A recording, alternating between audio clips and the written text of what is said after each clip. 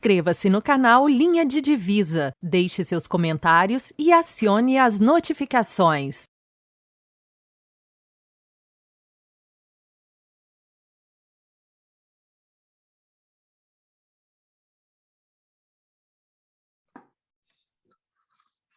Oi, Caio, como vai? Tudo bem?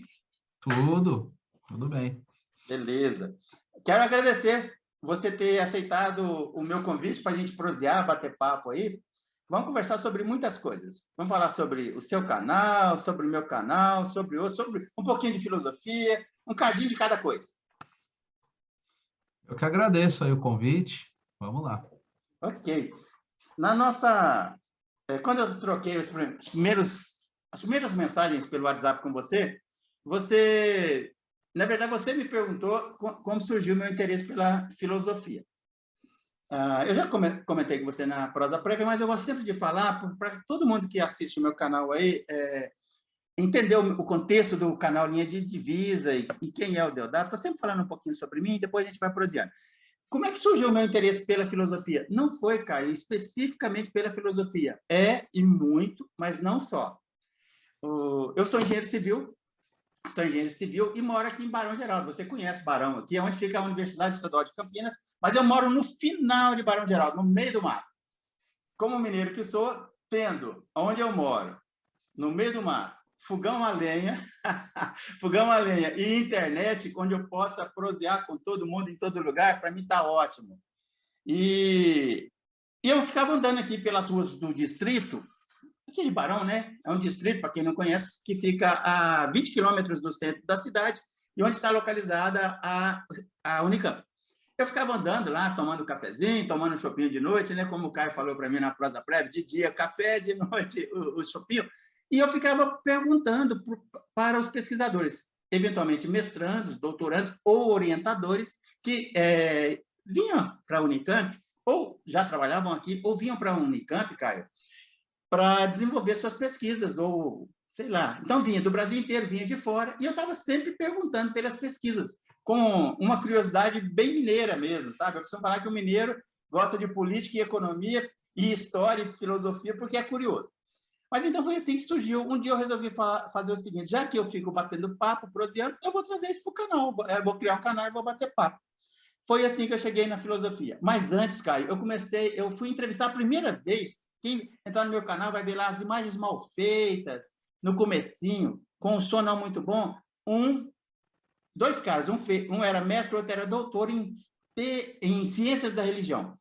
Um pesquisou, foi buscar uma aproximação entre a literatura do Dostoiévski e a teologia. Beleza, entrevistei, bate papo. Aí o outro buscou o que era doutor em ciências da religião. Buscou uma aproximação entre a literatura do Guimarães Rosa e a teologia. Opa, quando ele foi falar do Guimarães Rosa, eu me lembrei, eu nasci no universo do Guimarães Rosa.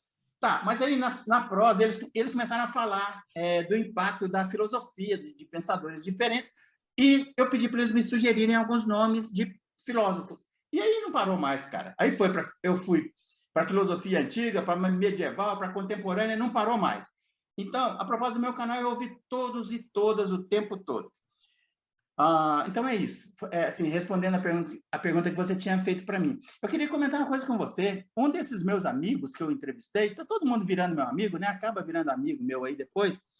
Foi um cara que estudou na França, graduação, mestrado, doutorado. Ele fez filosofia o tempo todo lá na França. E ele comentou comigo, falou, Deodato, esse teu jeito de conversar, na França tem um monte de canais, na TV, rádio, que é quase que mesas redondas de filosofia. Eu falei, pô, bem legal, então, vamos que vamos tocando o barco. E aí, Caio, quais foram, assim, eu achei interessante você falar como você começou, eu queria que você contasse aqui no ar. Você se refere ao canal, né? Conversações Filosóficas. Não só o canal, mas eu queria ouvir um pouquinho da sua trajetória lá pela região amazônica, enquanto pesquisador também. Fala um pouquinho de tudo isso. Claro. Bom, você citou a França. Na França, a carreira filosófica acadêmica, né? Você presta lá um concurso e eles te mandam, geralmente, se você passa no concurso, para uma região afastada, né? Você vai dar aula na província, e daí você vai, dentro da mesma carreira, né, galgando os cargos até chegar nos grandes centros, né? No Brasil, a gente não tem uma carreira unificada, cada universidade tem autonomia para fazer seu concurso, né? Então, o que acaba acontecendo é que as pessoas elas se formam, terminam o doutorado, antes, já com o mestrado, já era possível, né, prestar os concursos, e vai onde abre a vaga, né? E a gente sabe que está escasseando muito por conta da questão política, né, que a gente vem atravessando aí já há alguns anos, né? Depois de uma expansão dos anos 90 e 2000, 90 menos, né? Mas dos anos 2000 a expansão foi muito forte, né? Para academia, para quem quer fazer pesquisa no Brasil, né? Depois disso diminuiu, né? Então, eu peguei ainda o final, né, de uma fase que tinha muita bolsa, né? Então eu consegui estudar, fazer o mestrado e o doutorado. Quando eu acabei o doutorado, eu já era professor substituto na UFSCar, né? E tinham alguns concursos, mas já estava diminuindo muito o número de concursos para professor efetivo. E aí eu passei para substituto no Amapá e depois agora para efetivo no Amazonas, né? Que são regiões que não formam doutores, né? Então, tem menos concorrência, mas ainda assim é muito difícil, né? Então, no Brasil, diferente da França nesse caso, né, a gente não tem um concurso unificado, com uma prova anual, com temas que todos podem disputar em igualdade, cada instituição pode propor o seu teste, né, de concurso de forma autônoma. Então, para quem está nessa carreira, é bem difícil e ultimamente tem sido muito desestimulante também, né? Mas, por outro lado, a gente sabe que isso é uma situação que deve passar, a gente não sabe quando, como é que vai ser essa passagem, né? Então, a gente vai resistindo para que a pesquisa não acabe, né? E eu estou no Amazonas, eu gosto muito de dar aula lá no norte, né? A minha experiência no Amapá foi muito interessante também. Eu conhecia o norte, mas de ter ido passear, né? E eu fui morar lá em 2019, em Macapá. Eu já conhecia Belém, né? E conhecia Manaus, mas tinha só ido passear, fazer turismo. Para morar mesmo, então a minha primeira experiência foi em Macapá. E aí foi muito legal, porque eu pude conviver lá com alunos que têm outra realidade, né, do que a que eu conhecia no Sudeste e em outros lugares que eu morei no Sul também e na França, né? E lá no Amapá, uma realidade muito diferente. E o curso era de filosofia mesmo, então muito interessante, né, que tivesse um curso de filosofia que tem, né, lá na UEAP, a Universidade Estadual do Amapá, tem dois eixos, né, um eixo mais voltado às engenharias, e a maioria delas voltada à engenharia do meio ambiente, engenharia florestal, engenharia de pesca, esse tipo de engenharia, e o outro eixo são as licenciaturas. Aí tem letras, pedagogia, filosofia, música, entre outros. Então, é bem interessante esses dois eixos, né? E aí a formação em filosofia é muito voltada para o ensino de filosofia, no ensino médio, né? E eu já tinha alguma experiência também em cursinho e também fiz o estágio, né, durante a licenciatura. E aí lá eu pude trabalhar com esses alunos que estavam se preparando para dar aula no ensino médio e um ou outro também preparando para se tornar pesquisador, né? Eu tenho alguns bons alunos que ficaram meus amigos depois, né? E que estão tentando fazer pesquisa, tentando entrar no mestrado, né? E coisa e tal. E depois o concurso para o Amazonas, que eu tinha sido aprovado, né? Eles me convocaram e aí eu assumi, só que no meio da pandemia. Então foi uma loucura, está sendo, né? Uma loucura isso, porque imagina assumir um cargo de concurso no meio de uma situação como essa que a gente está vivendo, né? Então acontece que eu estou trabalhando remotamente, né? E estou com pouco contato com os alunos, é só o contato virtual. Porque eu não estava já antes, e aí veio a pandemia. Eu ingressei no meio da pandemia. Então, está sendo uma situação, enfim, não posso dizer ruim, mas inédita, né? Uma situação diferente. A gente está tentando trabalhar desse modo, né? E, enfim, tem uma relação com os alunos, com os pais, com os outros professores. Mas aí são aulas para o ensino médio, ensino técnico e um ou outro curso de graduação, né? Administração e aquicultura, que é a engenharia de pesca. E o canal, ele surgiu também na pandemia, né? O canal surgiu, na época eu era professor do Amapá, começou a pandemia, eu vim para o Sudeste para ficar mais próximo da minha família e fiquei trabalhando remotamente e tive a ideia de, com um celular, né, na época, um celular velho que eu tinha, gravar alguns vídeos também com áudio muito ruim, sem preparo, para ver se eu conseguia dialogar com os meus alunos, principalmente, e caso outras pessoas, outros alunos também tivessem interesse nas coisas que eu falava, que pudessem também assistir. O que aconteceu é que eu percebi que seria mais interessante, ao invés de eu fazer os vídeos, convidar pessoas para falar dos seus assuntos de pesquisa. Então, no começo, o canal começou realmente como uma forma de divulgação de pesquisas de pessoas próximas de mim.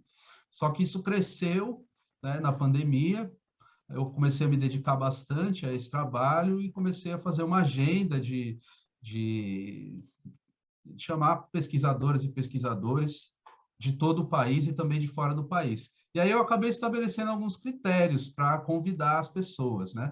Critérios que favorecessem a multiplicidade de pesquisas e de regiões do Brasil. Então, eu comecei, depois de um mês ou 2 meses, a pesquisar mesmo quais eram as instituições do Brasil que tinham filosofia, que tinham pesquisa, e fazer convites para pessoas que estavam vinculadas a essas instituições. Então, eu fiz questão de trazer pessoas de todos os estados do Brasil. Os 27 estados têm pelo menos uma pessoa. E nesses estados, em trazer pessoas de várias instituições diferentes. Então, por exemplo, de São Paulo, USP, Unicamp, Unesp, PUC, São Paulo, PUC, Campinas, do Rio Grande do Sul também, as cidades do interior, Federal de Santa Maria, Federal de Pelotas, Federal do Rio Grande do Sul, lá em Porto Alegre, PUC, Rio Grande do Sul, e no Paraná a mesma coisa, e assim por diante. Nordeste, e aí as regiões menos favorecidas, que são o Centro-Oeste e o Norte. Fiz questão de trazer vários colegas do Amapá, pessoas de Roraima, Porto Velho, Rondônia, do Acre e, claro, também do Pará e do Amazonas. E aí, depois disso, também trouxe pessoas de outros países, né? Sempre em língua portuguesa, e quando não em português, eu tentei fazer a tradução. Aconteceu uma vez eu entrevistar um professor da França, mas aí foi um convênio com o consulado e com o Ateliê das Humanidades, que é um outro projeto também muito interessante, lá coordenado pelo André Magnelli, e a gente fez uma parceria, fizemos uma entrevista com o Francis Wormes em francês, mas o consulado disponibilizou uma pessoa para traduzir, então também tem a legenda, né? Que a minha preocupação é pensar a pesquisa no Brasil, né? Mas também, e aí eu queria trazer uma definição de filosofia, que ajuda a pensar por que essa diversidade. A definição é que a filosofia é uma disciplina para a qual qualquer matéria estranha serve, ou melhor, para a qual só serve a matéria que lhe é estranha, que é do Canguilhem, que é um filósofo que eu estudei, que eu gosto bastante, né? Ou seja, tudo que é estranho à filosofia interessa, e é só do que é estranho que ela pode se interessar. Então, ela se interessa pelas ciências, todas elas, pelas ciências da natureza, pelas ciências formais, como as matemáticas, pelas ciências humanas, sociologia, antropologia, história, pelas artes, artes do corpo, artes, música, literatura, economia também, tudo que é estranho à filosofia interessa, a medicina, e os movimentos sociais. Então, eu também comecei a abrir o canal para esse tipo de pesquisa, né? Ou até nem mesmo só pesquisas também. Pessoas que são ligadas aos movimentos sociais, que não têm vinculação acadêmica necessariamente, também eu chamei, fiz questão de chamar. E foi assim. E foi um momento em que eu também pude viver um pouco, né? Nesse momento difícil, né? Que é a pandemia, que a gente ficou enclausurado, ainda está, teve algum no Brasil, está sendo terrível, né? Muito pior que quase todos os outros países do mundo. Então a gente está aí assistindo um número de mortes galopante, de pessoas queridas que estão ou ficando doentes ou mesmo falecendo, e quase não tem uma família que não tenha perdido alguém ou que não sabe de alguém que ficou doente e tal. Muito difícil. Então foi também como depois de 567 entrevistas, né, que o número que a gente já chegou em um ano e pouco, de eu conseguir respirar um pouco de ar, né? Para usar uma metáfora que vem a calhar nesse momento, né? Respirar um ar mais puro, quer dizer, ouvindo as pessoas e se alimentando de pesquisas de pessoas que estão em regiões diferentes, lugares diferentes, falam de objetos de pesquisa diferentes. É isso, então, explicando minha relação com o Norte e com o canal.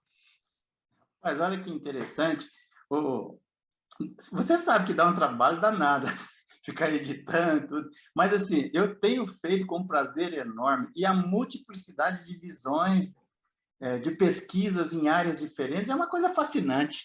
Tem sido para mim extremamente agradável. Mas, Inscreva-se Caio, no canal Linha de Divisa, deixe seus comentários e acione as notificações.